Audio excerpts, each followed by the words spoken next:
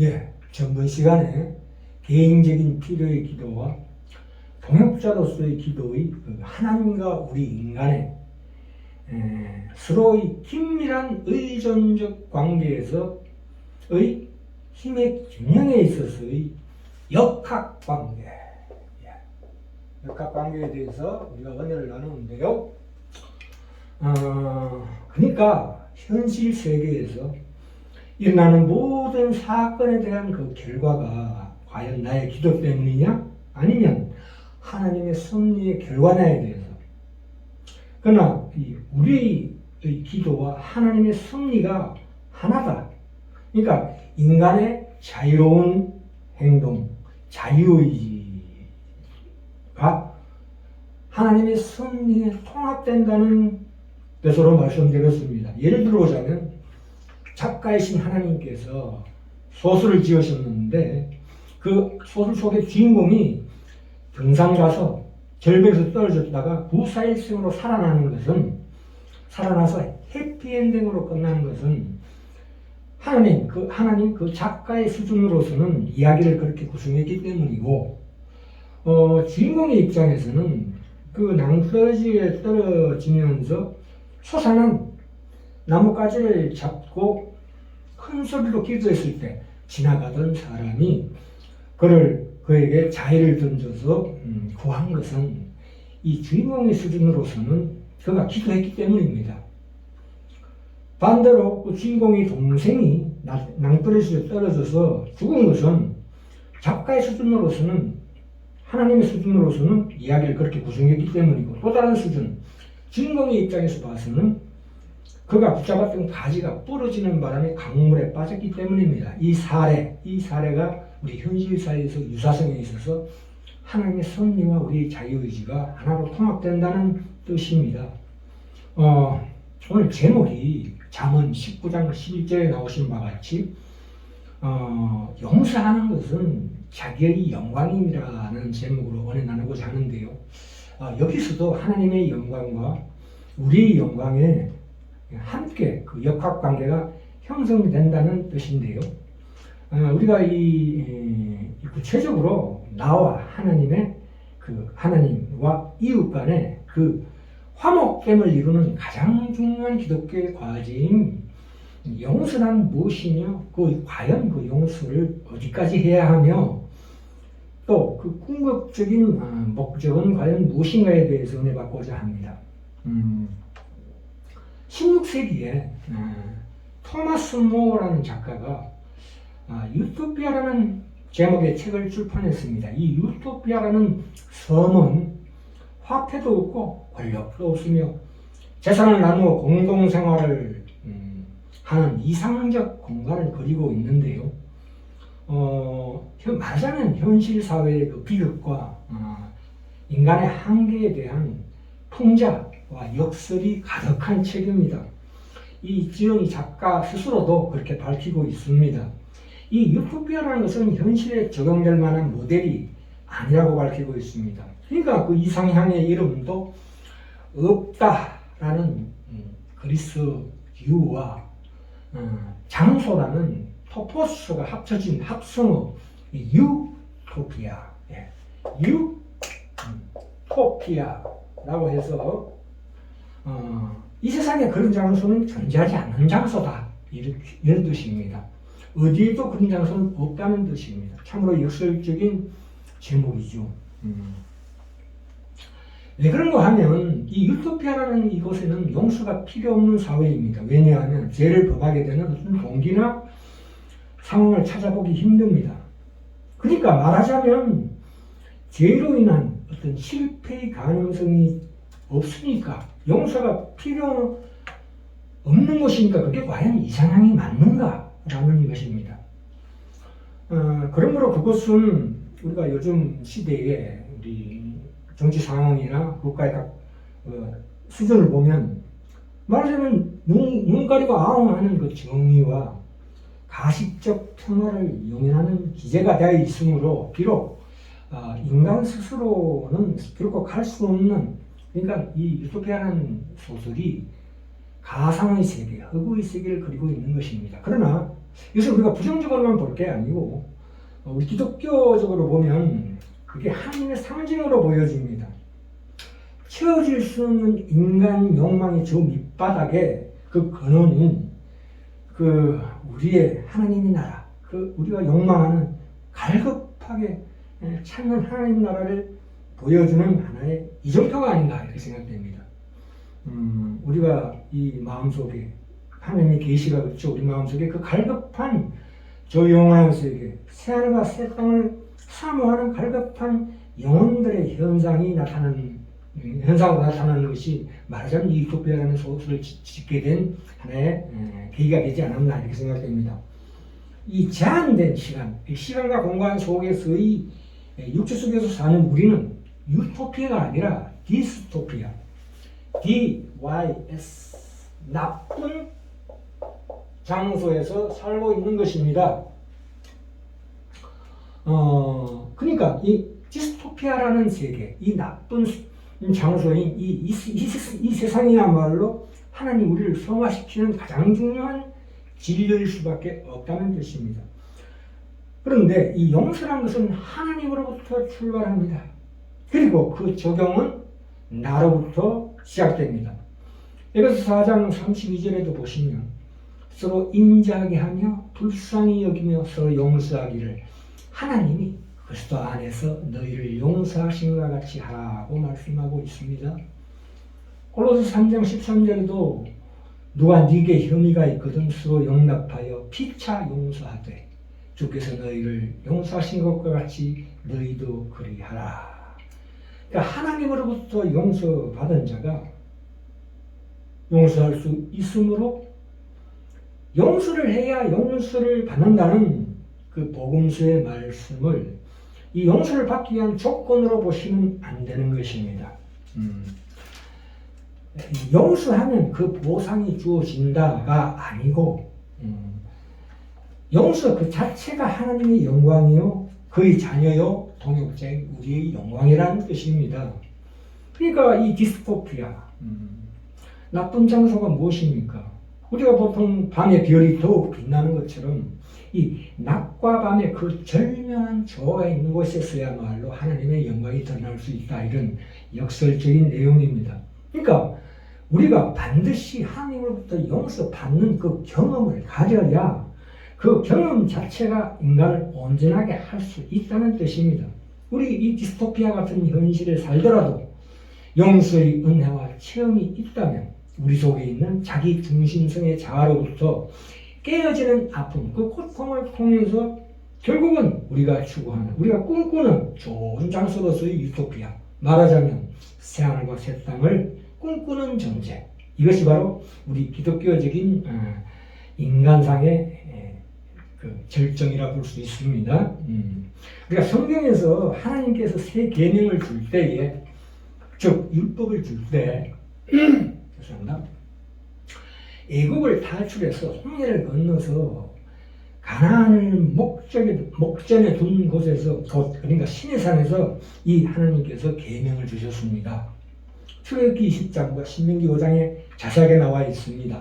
그러니까 이 우리에게 계명을 주시고 율법을 주신 뜻이 뭐냐 하면 이 구약식으로 얘기하자면 시내산 앞에 선 이스라엘 백성들에게 그 계명을 주시는데 시내산 앞에 섰다는 것은 이미 구원받은 자들입니다. 말하자면 신약식으로 얘기하자면 십자가 앞에 선 자들에게 하시는 말씀이래. 그게 계명이요 율법이다 이래요.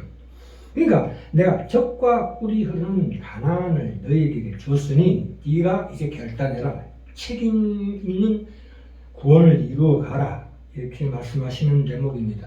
그러니까 내가 너희를 구원했으니 이제 그 믿음을 가지고 이제 나의 통치에 순종하라는 뜻으로 이 계명을 주셨습니다.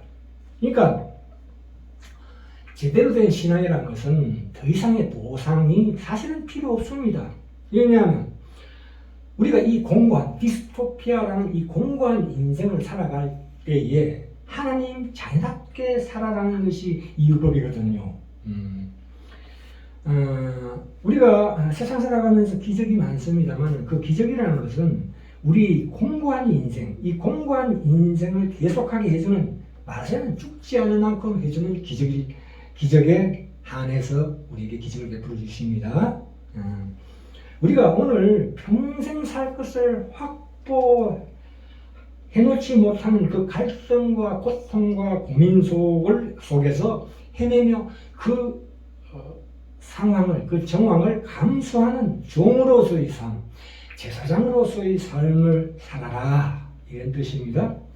그 매일매일의 그 하찮고 참 값없어 보이는 보잘것없는 삶의, 우리 각자의 삶의 정황이 하나님의 복된 손길이라는 뜻입니다. 그러니까 우리 그리스도인 신자들은 나의 필요와 나의 만족이 오직 내 영혼에 하나님의 충만하심이 있다는 것이 성경에 항상 일관성 있는 정언입니다. 자, 이 율법, 이 계명의 제6계명이 뭡니까? 그 용서와 관련 있는 살인하지 말라입니다. 살인하지 말라는 것은 마태복음 5장 21절에 보시면 분명히 신학자들이 이렇게 제목을 정해놨습니다. 노하지 말라로 변합니다. 노하지 말라. 살인하지 말라가 노하지 말라와 통하는 것입니다. 그러므로 너에겐 잇노니 형제에게 노하는 자마다 심판을 받게 된다. 이렇게 말씀하고 계신 심판이라는 것은 이것은 징계라고 볼 수 있습니다. 자, 예수님께서 마태복음 5장 21절에서 24절에서 말씀하신 것 같이 살인에 관한 계명을 좀 더 폭넓게 제시하고 있는 예입니다. 그러니까 우리가 평소에 부부간에라든가 가족간에 또 타인에게 하는 언어적인 폭력과 내 마음에 우러나는 분노, 그래서 저 사람과 나의 어떤 불편한 관계 모두가 다 살인이라는 계명 속에 포함시키는데, 이런 측면에서 우리가 생각을 자세히 해보면 매일 우리는 살인을 행하고 있는 죄인들일 수밖에 없습니다. 이것은 하나님의 자녀의 공동체를 지켜나가는 데 가장 중요한 필요한 최소한의 명령이라는 것을 결코 놓치지 말아야 합니다. 그러니까 이게 무슨 말씀이냐면 창세기에 선악과를 먹지 말라는 말과 동일한 계명의 핵심입니다. 누가복음 9장 23절 24절에 보시면 자기를 부인하고 자기 십자가를 지라는 것은 그 고통과 눈물이 나의 재산이다, 이 뜻입니다. 재산이다. 그 고통과 눈물, 내 짐을 지는, 십자가를 지는 그 짐이 나의 재산이 된다면 결국 우리에게 무엇입니까? 사랑이 형성이 되고 진정한 사랑이 우리 속에 영혼에서 솟아나면서 우리의 두려움은 사라진다. 불안과 염려와 두려움은 사라진다는 뜻입니다. 이게 과연 가능한가요? 자기 부인 자체가 목적이 아닙니다. 내가 나 자신을 부인하는 것, 십자가를 지는 것이 목적이 아니고 그리스도를 쫓기 위해서 지는 거거든요. 우리가 이 삶의 정황 속에서 우리가 이번에 닥친 어떤 고통과 모든 환난은 그 자체가 목적이 아닙니다. 우리가 그리스도를 쫓기 위해서 자기를 부인하고 자기 십자가를 지라고 말씀하고 있습니다. 마태복음 6장 19절에 아까 했던 말의 연속인데요. 우리가 이 공고한 인생, 그래서 마태복음 6장 19절부터 34절에 나옵니다. 33절, 34절 제가 읽어보겠습니다. 먼저 그의 나라의 의를 구하라. 그리하면 이 모든 것을 너에게 다 시리라. 그러므로 내일 일을 위하여 염려하지 말라. 내일 일은 내일 염려할 것이요 한날 괴로움은 그날로 족하리라. 이렇게 말씀하고 있습니다. 여기서 빅토르 위고라는 작가가 지은 우리가 네 미제라블을 우리 너무나 잘 알고 있습니다. 그 주인공 장발장이 그 신부에게서 얼초 때 훔친 것을 용서받습니다. 그것은 바로 오늘날 십자가로 말미암는 희생으로 우리에게 주신 하나님의 용서와 비견됩니다. 이 하나님이 주시는 용서의 의라는 것은 스스로는 아무 희망 없는 죄인을 의롭게 만드는 하나님의 의로우심입니다. 그러므로 인간이 스스로 고치지 못하는 그 용서로 말미암아 인간이 스스로 고치지 못하는 자기 중심성이라는 그 나쁜 자라는 큰 병, 자기 중심성이라는 그게 가장 큰 병이거든요. 그것을 하나님의 은혜인 용서로 근원적으로 치유함으로써 새 삶을 살게 된다는 것입니다. 그래서 실제 소설에서 장발장이 어떤 큰 유혹에 빠졌을 때나 나쁜 일을 접했을 때 그 은초 때 사건은 자기 양심을 지켜내는 데 가장 큰 힘을 발휘합니다. 그렇죠. 자기가 얘기치 못했던 그 은혜의 경험으로. 그러니까 장발장은 자기 삶에서 이제 새로운, 이때까지 꿈꾸지 못했던 새로운 세계를 향할 가능성이 활짝 열리는 것을 스스로 체험했을 것입니다. 원망과 분노에 놓여있던 장발장을 자유롭게 한 것이 무엇입니까? 그 용서, 하나님의 용서입니다. 그러므로 그 영혼이 각성되고, 그래서 용서성취는 새하늘과 새 땅, 그 선과 사랑의 질서로 규정되는 새로운 창조된 새 자아를 갖게 되어서 그 이름마저도 마들렌으로 개명하고 시장으로서 그 사회에 봉사하며 그 한 개인의 성공을 넘어가지고 이 공동체를 치유하는 힘으로 변화시키는 놀라운 사실을 이 에메이제라고 해서 밝히고 있는 것입니다. 그러니까 이 기독교에서는 왜 그런 용서를 중요시하는가가 뚜렷이 드러나는 소설이라고 볼 수 있습니다. 사도신경에 이렇게 나오지요. 우리 죄를 사하여 주심을 믿사옵나이다. 그리고 주기도문에 보시면 우리가 우리에게 잘못한 자를 용서해 준 것 같이 우리 죄를 용서하여 주옵소서, 이렇게 말씀하고 있습니다. 그러므로 이 장발장이나 우리 마음속에는 이런 마음을 품어야 합니다. 갈라디아서 2장 20절에 이제는 내가 사는 것이 아니요 오직 내 안에 그리스도께서 사시는 것이다 라는 표현이야말로 용서는 우리 그리스도인으로서 우리의 정체성 형성의 결정적인 계기가 될 수 있습니다. 자, 여기에서 한 가지 의문이 있는데요. 죄는 미워하지만 죄인은 미워하지 말아라 하는 말이 있습니다. 사실 그것은 성경 말씀은 아닙니다. 이것을 아우구스티누스나 간디가 기독교의 정신을 요약해 놓은 것입니다. 이 성경에는 개념적으로 죄와 죄인을 구분하지 하고 있지 않습니다. 그러니까 그 죄와 죄인을 구분한다는 것은 사실은 비인간화되는 것입니다. 말하자면 나나 내 가족을 해치는 자를 용서한다는 것은 사실 현실성에서는 불가능합니다. 실제 생활에서 죄와 죄인을 구분하는 것은 이론적으로나 실천적으로 큰 문제를 일으킵니다. 죄와 죄인을 이렇게 나눠버리면 그 책임성이 약화돼가지고 도리어 어떤 부작용이 생기냐면 더 많은 죄를 조장하고 정당화할 위험이 있습니다. 그렇죠. 이런 걸 우리가 주의해야 할 점이 있습니다. 자, 그러면 이 용서란 것이 다른 사람을 용서해야 하나님께서 우리를 용서하시는가에 대한 걸 마지막으로 우리가 다뤄보고자 합니다. 이 용서는 나로부터 출발해야 합니다. 용서는 나로부터 나부터 용서해야 된다는 뜻입니다. 네 이웃을 네 몸과 같이 사랑하라 해서 가장 먼저 선행되는 조건이 뭐냐 하시면 내 몸과 같이입니다.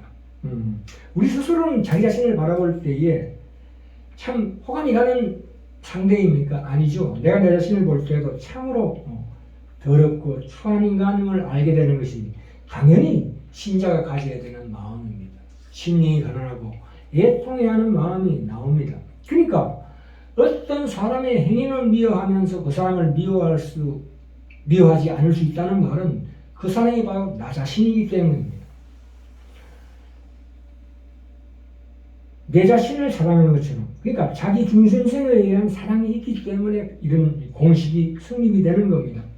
그러니까 기독교에서는 남을 바라볼 때 자기 자신에게서 똑같은 것을 발견했을 때와 똑같은 방식으로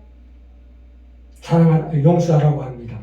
그러니까 안타까워하면서 그 사람의 영혼이 치유되기를 나의 용서로 말미암아 그 사람이 참으로 선한 사람이 되기를 바라는 마음으로 용서하라는 뜻입니다. 여기에서 한 가지 더 덧붙일 것은 살인하지 말라는 대목에서 말하자면 이런 경우에는 조금 다르게 우리가 적용해야 되겠는데요. 전쟁터에서 그리스도인 병사가 적을 죽이는 것은 전적으로 옳은 일입니다. 또한 우리가 이 살인하지 말라를 이렇게 적용하시면 안 됩니다. 우리가 닭을 잡아먹는다 했을 때 그것을 거기에 적용시키면 안 된다. 이 죽이다는 단어와 살인하다는 단어는 구분되어야 마땅합니다. 사람을 죽이는 것이 전부 살인은 아닙니다. 전쟁터에서는 그 국면에서는 전쟁은 이기라고 하는 것이니까 그것은 그 상황에서는 그 상대방 적군을 죽이는 것이 당연히 옳은 것입니다. 그러니까 자 여기서 결론을 얘기합니다. 우리가 용서라는 것을 우리 마음속에 항상 비춰봤을 때 날마다 시간마다 해마다 평생토록 내 마음속에 우러나는 그 분노와 상대방을 미워하는 마음을 쳐내야 됩니다.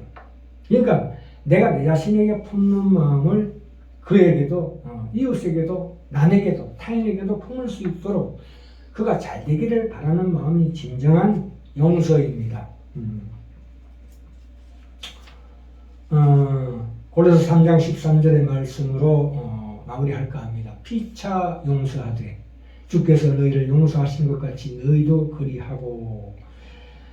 이 용서 속에는 진정한 하나님의 권능이 숨어 있습니다. 그래서 우리 인생을 참으로 창조적으로 만들어갑니다. 우리 영혼의 그 인내와 회복과 그 치유의 그 길을 활짝 열어주는 것입니다. 용서하는 자는 인내의 연달한 열매를 맺게 되고 또한 용서받는 자는 영원히 소생케 되는 새 창조를 만든다는 것이 오늘 설교의 핵심입니다.